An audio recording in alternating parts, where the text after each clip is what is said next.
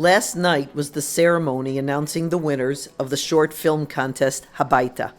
After months of hard work, both on the film and on making sure enough people saw it and liked it, I found out I placed in the top 3 for the most likes.